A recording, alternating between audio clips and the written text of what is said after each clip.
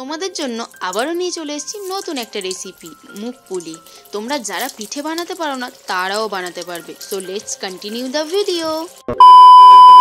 মুগ পুলি বানানোর জন্য প্রথমে একটা পাত্রে নিয়ে নিয়েছি 250 গ্রাম মুগ ডাল। তারপর মুগ ডালগুলোকে ভালোভাবে ভেজে নিতে হবে, তাই কড়াই গরম করে মুগ ডালগুলো দিয়ে দিলাম। কন্টিনিউয়াসলি কিন্তু নাড়তে হবে, একদম থামলে চলবে না, তাহলে মুগ ডাল পুড়ে যেতে পারে, তখন আবার ভালো লাগবে না। ততক্ষণ নাড়তে হবে যতক্ষণ না সোনালি কালার মতো হচ্ছে, বাট পুড়েও যাবে না, একটু গোল্ডেন কালার হবে। দেখো গোল্ডেন কালার হয়েছে, নামিয়ে নিয়েছি। এবার জল দিয়ে ভালোভাবে ধুয়ে নেব। বেশি কচলে কিন্তু মুগ ডাল ধোয়া যাবে না, তাহলে ওর যে ফ্লেভারটা সেটাই চলে যাবে। হালকা হাতে মানে হালকা করে ধুয়ে নেব, জাস্ট একবারই ধোবো। তারপর আবার কড়াইতে দিয়ে দিয়েছি, দিয়ে পরিমাণ মতো জল দিতে হবে, না হলে কিন্তু আবার সেদ্ধ ঠিকঠাক হবে না, পুড়েও যেতে পারে। তাই দেখো আমি 2 কাপ মতো জল দিয়ে দিলাম, দিয়ে এবার ঢাকা দিয়ে দেব। সরি, আমি 2 কাপের একটু বেশি জল দিয়ে দিয়েছিলাম। চলো এটা সেদ্ধ হোক, ততক্ষণ আমরা পুরটা বানিয়ে নিই। পুর বানানোর জন্য একটা পাত্রে নিয়ে নিয়েছি নারকেল কোড়া, তাতে দিয়ে দেব খেজুরের নতুন গুড়।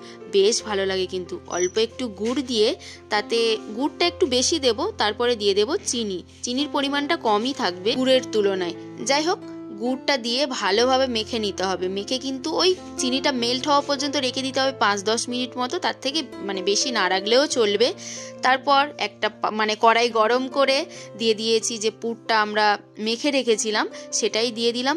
বেশি চিট না হলেও চলবে, হালকা নাড়লেই হবে, তাতে কোনো অসুবিধা নেই, যেহেতু চিনির রসে ডোবাতে হয়। যাই হোক, চলো পুরটা বানিয়ে নিই। অল্প একটু নেড়ে, দেখতেই পাচ্ছ গুড়ের কিন্তু সেন্টটাই দারুণ হয়। পুরটা বানিয়ে নেওয়ার পর ডালটা দেখো, এইদিকে জলটা ডালটা তো অলরেডি সেদ্ধ হয়েই গেছে, জল অল্প একটু আছে। এবার আঁচটা বাড়িয়ে জলটা মেরে নিতে হবে। জল মারার পর দেখো কিরকম হয়েছে। এবার এতে দিয়ে দেব 2 মুঠো মতো চালের গুঁড়ো দিয়ে ভালোভাবে নেড়ে গ্যাসের আঁচটা কিন্তু আস্তে করে রাখতে হবে, একদম নেভালে চলবে না, তাহলে চালের গুঁড়োটা সেদ্ধ হবে না। এবার ভালোভাবে মিক্সড করে নিয়েছি, নিয়ে ঢাকা দিয়ে গ্যাসের আঁচ আস্তে করে 10 মিনিট মতো রেখে দেবো। 10 মিনিট পর গ্যাসের আঁচ বন্ধ করে দিয়েছিলাম। দেওয়ার পর দেখো হালকা যখন গরম আছে, হাতে একটু ঘি দিয়ে ভালোভাবে মন্ডটা মেখে নিতে হবে, ডোটা ভালোভাবে মাখতে হবে কিন্তু। আর ডাল একটু যদি গোটা গোটা থাকে তোমরা মিক্সিতে পেস্টও করে নিতে পারো।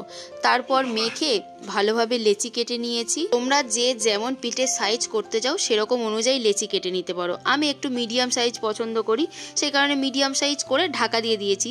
দিয়ে পিঠের যে শেপগুলো হয় তোমরা যে যা ইচ্ছা শেপ দিতে পারো, তবে মুগ পুলিতে এইরকম শেপটা বেশি ভালো লাগে। একটু সরার মতো করে তাতে পুর ভরে জাস্ট মুড়ে দেওয়া। তারপর দেখো এবার পিঠেগুলো ভেজে নেওয়ার পালা। কড়াইতে তেল গরম করতে দিয়ে দিলাম, তেল অলরেডি গরম হয়ে গেছে।